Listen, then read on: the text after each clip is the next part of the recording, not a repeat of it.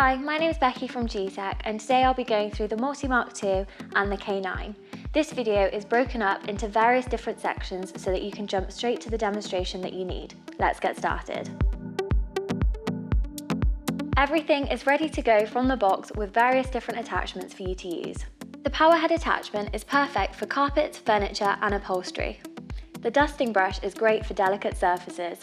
The extension tube is perfect for above the floor cleaning and hard to reach places. The crevice tool is great for reaching in between gaps and edge cleaning. The state of charge indicator on the Multi model number ATF036 and 037 is on the battery here.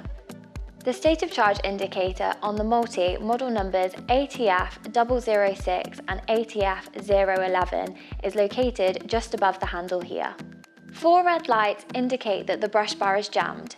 You need to wait 10 seconds for the machine to reset. The battery needs charging when 1 light flashes.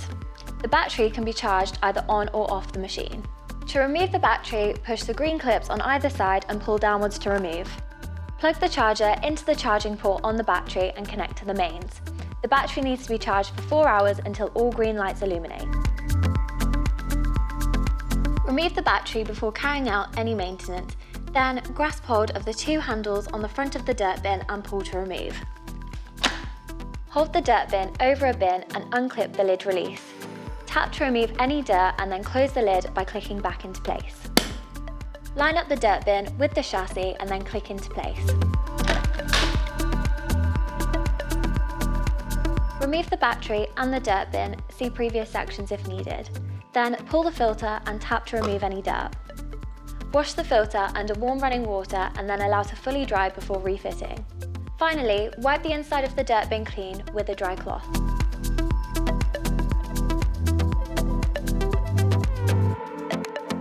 Only the K9 has a centered tab. This needs to be replaced monthly for the best results. Remove the battery, the dirt bin and the filter, see previous sections if needed. Then dispose of the expired centered tab.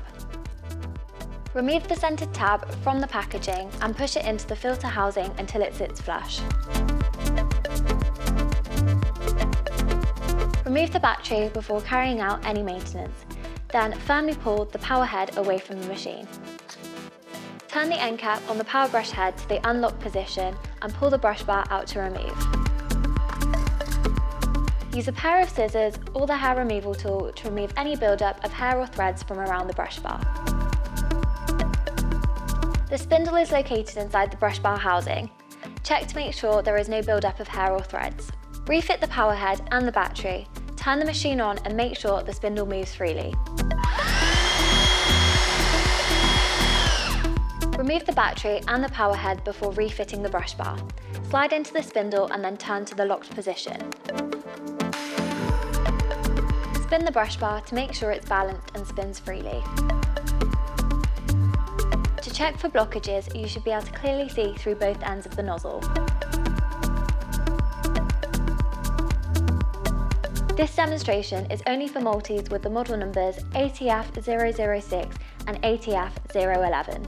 Remove the battery before carrying out any maintenance. Then, with a suitable implement, raise the state of charge indicator from the chassis.